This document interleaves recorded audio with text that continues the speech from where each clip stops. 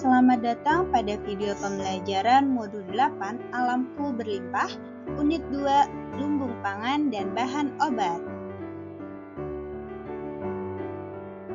Hasil pertanian dan perkebunan melimpah. Pertanian dalam arti secara luas adalah aktivitas atau kegiatan manusia yang memanfaatkan sumber daya alam hayati dengan melakukan penanaman tanaman untuk menghasilkan produk dan digunakan untuk kehidupannya. Kegiatan dalam pertanian berkaitan dengan pertanian cocok tanam, perkebunan, kehutanan, peternakan, dan perikanan yang menghasilkan serta dapat digunakan kembali dalam kehidupan manusia. Secara umum, ditinjau dari lahan yang digunakan, pertanian yang ada di Indonesia dibedakan menjadi dua macam, yaitu pertanian lahan kering dan pertanian lahan basah. Pertanian lahan kering merupakan pertanian yang tidak digenangi oleh air atau tanaman yang diusahakan tidak terlalu banyak membutuhkan air untuk syarat tumbuhnya. Biasanya, pertanian lahan kering ini diusahakan pada tegalan yang jauh dari sungai atau air. Paling banyak diusahakan di daerah dataran tinggi dengan ketinggian 500 mdpl atau bahkan lebih. Daerah pegunungan dengan jenis tanah vulkanis lebih cocok untuk pertanian lahan kering. Jenis tanaman yang cocok antara lain sayur mayur, kacang tanah, kedelai, tembakau, umbi-umbian, dan bunga.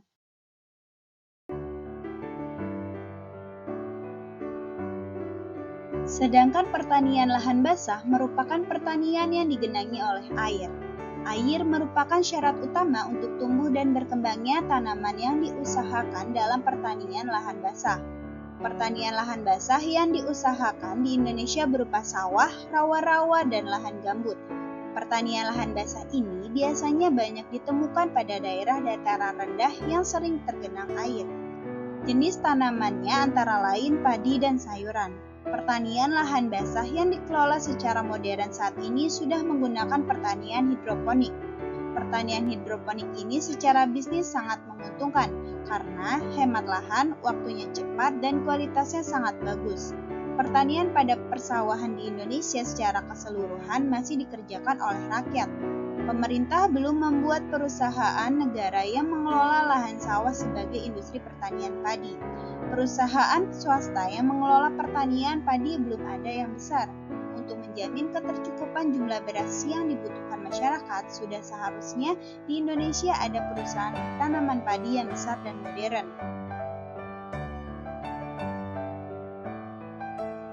Usaha pertanian sawah dapat dibedakan menjadi 4, yaitu pertama sawah irigasi, merupakan sawah yang airnya berasal dari saluran irigasi, baik yang berasal dari danau, waduk, sungai, maupun sumber air lainnya. Saluran irigasi dibuat secara sengaja untuk mengairi lahan pertanian agar selalu mendapatkan air dengan baik dan teratur sepanjang tahunnya.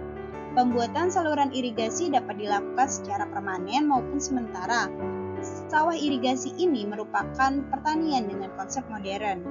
2. Sawah tada hujan, yaitu sawah yang mendapatkan air dengan menunggu datangnya hujan.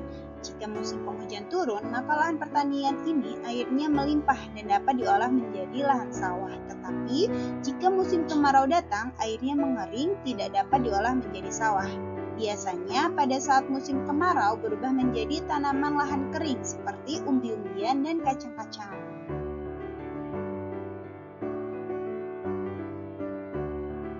3. Sawah bencah atau sawah pasang surut merupakan sawah yang berada di dekat muara sungai atau bagian tepi pantai yang akan mengalami waktu pasang surut. Pada saat air surut, lahan tanahnya terlihat, oleh petani ditanami padi, tetapi pada saat air pasang, lahan tersebut tergenang air cukup tinggi. Biasanya siklus penanamannya adalah pada saat air surut petani menanam padi dan saat air pasang mereka melakukan panen. 4. Sawah lebak merupakan sawah yang terletak di pinggiran sungai. Sawah lebak ini ditanami pada saat musim kemarau, tetapi pada saat musim penghujan lahannya tersapu oleh banjir. Sedangkan pada pertanian lahan kering oleh masyarakat biasa dilakukan pada pekarangan, tegalan, dan ladang. Pekarangan merupakan lahan pertanian yang terletak di perumahan atau lingkungan rumah yang biasanya ditanami tanaman semusim seperti palawija dan empon-empon. Pertanian pada pekarangan tujuan utamanya bukan untuk perdagangan, melainkan hanya sebagai pengisi waktu luang dan pemanfaatan lahan kosong. Hasilnya bisa dimanfaatkan untuk pemenuhan kebutuhan sehari-hari. Sedangkan pertanian pada tegalan merupakan cocok tanam lahan kering yang sangat bergantung kepada air hujan. Tempatnya jauh dari pemukiman atau di luar perkampungan. Tanaman yang biasa diusahakan berupa tanaman musiman seperti singkong, jagung, kacang, dan kedelai. Lahan lebih sering dikenal dengan pertanian ladang berpindah. Pertanian ini dilakukan secara tradisional oleh rakyat dengan cara berpindah-pindah yang dilakukan pada lahan yang masih baru buka atau belum ditanami sama sekali. Umumnya masih bergantung pada hasil alam yang terkadang tidak dirawat sama sekali.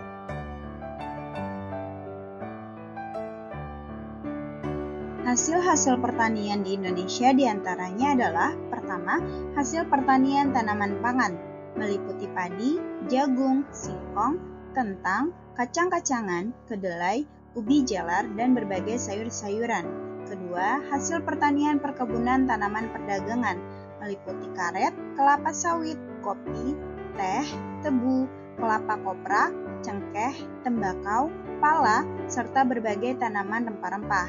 Ketiga, hasil pertanian tanaman obat seperti kina, sirih, kayu manis, kayu putih, serta berbagai tanaman khasiat obat. 4. Hasil pertanian kehutanan seperti kayu, bambu, rotan, serta berbagai hasil hutan lainnya. Usaha pemerintah dalam rangka meningkatkan hasil pertanian terus dilakukan, diantaranya dengan pemberian bantuan permesinan, pembuatan embung dan jaringan irigasi, pemberian benih dan bibit unggul, peningkatan akses penjualan, serta penjaminan petani melalui asuransi.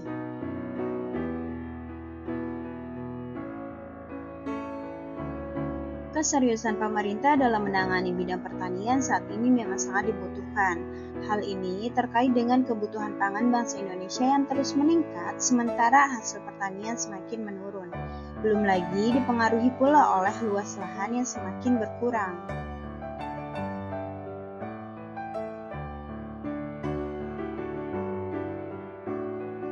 Dari tabel capaian hasil produksi pangan yang merupakan produk strategis yaitu hasil pertanian yang sangat berpengaruh di masyarakat, produksi kedelai dan gula yang mengalami penurunan. Hal ini disebabkan oleh sikap masyarakat yang menganggap bahwa menanam kedelai dan tebu kurang menguntungkan, sehingga untuk memenuhi kebutuhan kedelai bagi pabrik tahu dan tempe, pemerintah terpaksa mengimpor dari luar negeri. Demikian juga gula pasir, kita masih mendatangkannya dari luar negeri seperti gula dari Thailand.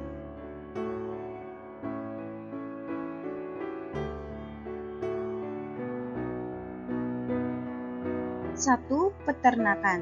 Anda tentu sudah tidak asing lagi dengan istilah peternakan. Bahkan berbagai jenis hewan ternak yang diusahakan oleh masyarakat pun sudah Anda pahami. Untuk meningkatkan pemahaman Anda, berikut kita pelajari lagi masalah peternakan di Indonesia secara bersama.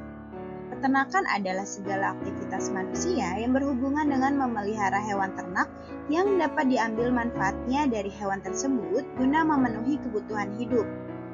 Manfaat hewan ternak bagi kita bisa berupa daging, telur, susu, bahkan juga tenaganya untuk membantu pekerjaan manusia. Hewan ternak berbeda dengan piaraan. Hewan ternak tidak termasuk binatang buas. Hewan piaraan dipelihara karena faktor kesenangan atau hobi, termasuk di dalamnya terdapat binatang buas.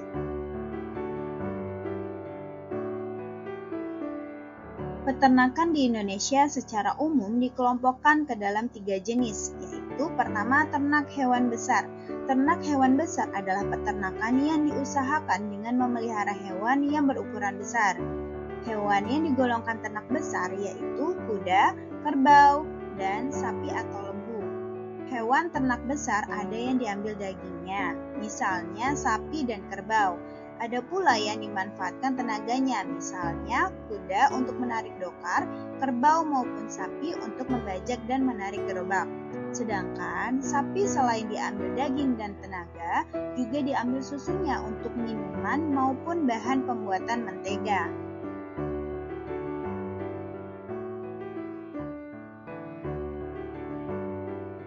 Kedua, ternak hewan kecil. Ternak hewan kecil adalah peternakan yang diusahakan dengan memelihara hewan yang berukuran kecil. Hewan yang digolongkan ternak kecil yaitu babi, kambing, domba atau biri-biri, dan kelinci. Peternakan hewan kecil ini umumnya dimanfaatkan dagingnya. Meskipun domba saat ini juga diambil susunya untuk diperdagangkan. Ketiga, ternak hewan unggas. Ternak unggas adalah peternakan yang diusahakan dengan memelihara hewan yang bersayap atau berbangsa burung. Hewan yang digolongkan ke dalam ternak unggas yaitu ayam, itik atau bebek, angsa, entok, dan burung puyuh. Hasil ternak hewan unggas yang dimanfaatkan adalah daging dan telurnya. Namun saat ini banyak dikembangkan peternakan burung hias atau kicauan. Hal ini karena banyak peminat yang ingin memelihara burung hias.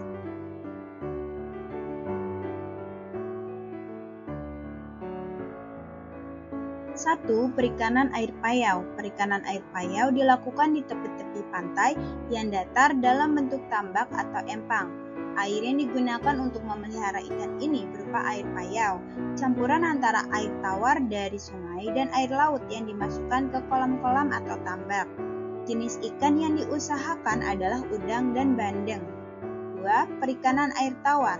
Perikanan air tawar memanfaatkan air tawar atau air darat untuk memelihara ikan. Perikanan air tawar ini meliputi perikanan di sawah, kolam, danau, sungai, dan keramba. Jenis-jenis ikan yang diusahakan antara lain ikan mas, nila, lele, gurami, tawes, koi, serta jenis ikan darat lainnya. Saat ini, usaha perikanan air tawar ada yang menggunakan sistem aquaponik, yaitu memutar air untuk perikanan dan tanaman hidroponik. Perikanan laut. Usaha pembudidayaan atau penangkapan hewan-hewan laut disebut dengan perikanan laut. Penangkapan hewan-hewan laut biasanya dilakukan oleh penduduk yang tinggal di kawasan pantai. Nelayan biasanya menangkap ikan laut di kawasan laut-laut dangkal atau zona neritik. Secara tradisional, para nelayan biasanya menggunakan perahu-perahu kecil. Jenis peralatan yang digunakan untuk menangkap ikan masih banyak yang sederhana, misalnya pancing, jala, jaring, sero, dan lainnya. Zaman sekarang, penangkapan ikan laut lebih banyak dilakukan secara besar-besaran dengan menggunakan kapal besar yang dilengkapi peralatan modern. Itulah sebabnya nelayan tradisional tertinggal dan kalah dengan penangkapan ikan modern. Padahal potensi perikanan laut Indonesia sangat besar, karena hampir 60% wilayah Indonesia merupakan perairan laut yang kaya dengan ikan.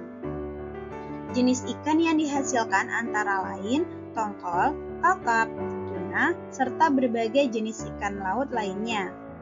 Pusat perikanan laut di Indonesia adalah pertama, Bagan Siapi-Api, Riau, merupakan pelabuhan ikan terbesar di Indonesia.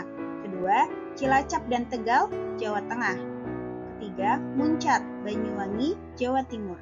4. Air Tembaga, Sulawesi Utara. Dan Ambon, Maluku.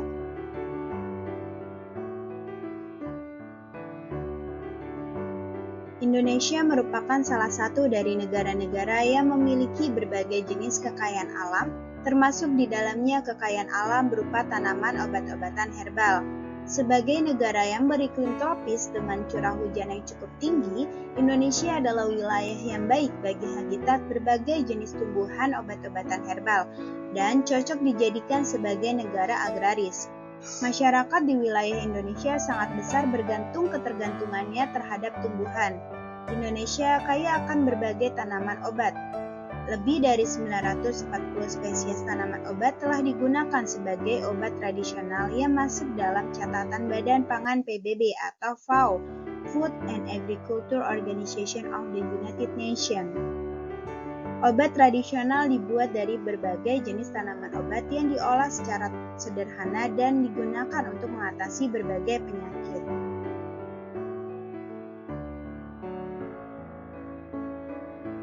Sedangkan National Geographic mengungkap bahwa hutan Indonesia menjadi habitat bagi 30.000 lebih tanaman obat dari total sekitar 40.000 jenis tanaman obat yang ada di dunia. Jumlah tersebut mewakili 90% dari tumbuhan obat yang terdapat di wilayah Asia. Tanaman obat herbal banyak tumbuh di berbagai wilayah Indonesia. Pemanfaatan tumbuhan atau tanaman yang berkhasiat obat di Indonesia sangat luas dan tersebar di berbagai lapisan masyarakat, mulai dari puncak gunung hingga pantai, dari pelosok pedesaan hingga perkotaan. Apalagi saat ini digencarkan pengobatan herbal yang memanfaatkan tanaman berkhasiat sebagai ramuan untuk obat-obatan. Dalam pemanfaatan tanaman yang biasa digunakan sebagai bahan obat-obatan meliputi berbagai jenis tanaman yang sehari-hari kita jumpai sebagai bahan makanan seperti sayur-sayuran, bumbu dapur, rempah-rempah, tanaman hias hingga tanaman liar.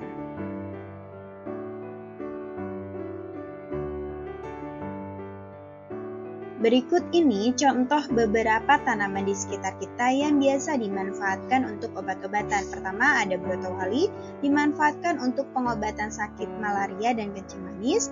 Kedua ada tempuyung, obat untuk melancarkan air seni dan penghancur batu ginjal. Ketiga ada pare, dimanfaatkan untuk menurunkan asam urat, obat kencing manis dan penurun libido pria. Keempat ada belimbing wuluh, dimanfaatkan untuk menyembuhkan batuk, sariawan, sakit gigi, dan gejala diabetes. Kelima, ada cabai puyang dimanfaatkan untuk menurunkan demam, kejang perut, dan membersihkan kandungan. Keenam, ada jeruk nipis dimanfaatkan untuk mengobati batuk dan melarutkan kolesterol. Ketujuh, ada temulawak, obat untuk penyakit hati atau liver, dan meningkatkan nafsu makan. Kedelapan, ada mengkudu atau pace digunakan untuk mengobati encok, stroke, dan menurunkan demam. Kesembilan, ada ciplukan dipakai untuk menyembuhkan penyakit jantung, asma, dan kanker payudara. 10, ada bawang putih dimanfaatkan untuk mengobati tekanan darah tinggi dan penurun kolesterol.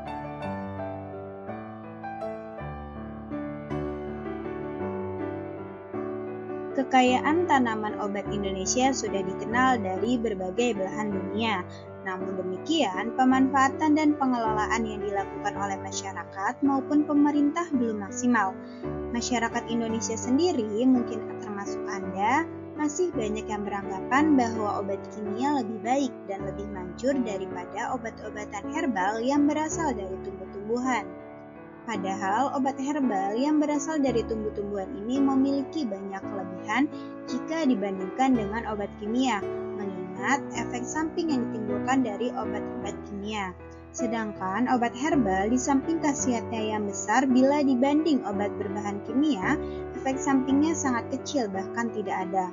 Oleh sebab itu, sudah saatnya kita semua memulai promosi tentang peranan obat herbal bagi kesehatan, serta mengenalkan berbagai jenis tanaman obat untuk dikembangkan. Demikian juga pemerintah untuk membantu dan membimbing pengolahan obat-obatan khas Indonesia, sehingga mampu bersaing di dunia kesehatan nasional maupun internasional. Terima kasih telah menyimak video pembelajaran Modul 8 Alamku Berlimpah, Unit 2 Lumbung Pangan dan Bahan Obat. Semoga bermanfaat. Wassalamualaikum warahmatullahi wabarakatuh.